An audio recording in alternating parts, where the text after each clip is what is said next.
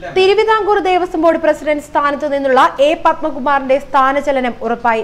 പത്തനംതിട്ടയിലെ പാർലമെന്റ് സ്ഥാനാർത്ഥിയാക്കി നൈസായി ഒഴിവാക്കിയാണ് താൻ മനസ്സിൽ കണ്ട ഒരു കാര്യം കൂടി നടപ്പാക്കാൻ മുഖ്യമന്ത്രി പിണറായി വിജയൻ തീരുമാനിച്ചിരിക്കുന്നത്. ഇതിന്റെ ഭാഗമായി പത്തനംതിട്ട കേന്ദ്രീകരിച്ച് പ്രവർത്തിക്കാൻ പത്മകുമാറിന് പാർട്ടി നിർദ്ദേശം നൽകി.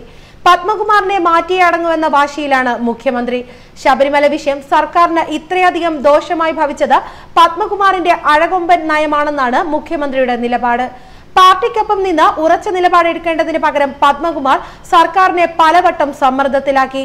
ഏറ്റവും ഒടുവിൽ സർക്കാർ സുപ്രീം കോടതിയിൽ സമർപ്പിച്ച ശബരിമല കയറിയ 51 യുവതികളുടെ ലിസ്റ്റിലും പാർട്ടിയെയും സർക്കാരിനെയും തള്ളുന്ന നിലപാടായിരുന്നു പത്മകുമാർ സ്വീകരിച്ചത്. പത്മകുമാറിനെ ഇതോടെ മാറ്റിയേ തീരുവെന്ന ഉറച്ച തീരുമാനത്തിൽ മുഖ്യമന്ത്രി എത്തുകയായിരുന്നു. നാളെ നടക്കുന്ന സംസ്ഥാന സെക്രട്ടേറിയറ്റിൽ ഇത് സംബന്ധിച്ച് ഏകദേശ ധാരണയുണ്ടാകും. പത്തനംതിട്ടയിൽ പത്മകുമാറിന് രക്തസാക്ഷി പരിവേഷം നൽകി വിശ്വാസികളുടെ വോട്ട് ഇതിലൂടെ നേടിയെടുക്കാമെന്നും പാർട്ടി കരുതുന്നു. മണ്ഡലം ഉൾപ്പെടുന്ന ആറന്മുളക്കാരനായതിനാൽ തദ്ദേശീയനായ സ്ഥാനാർത്ഥി എന്ന പരിവേഷവും കിട്ടുമെന്നാണ് പാർട്ടി പറയുന്നത്.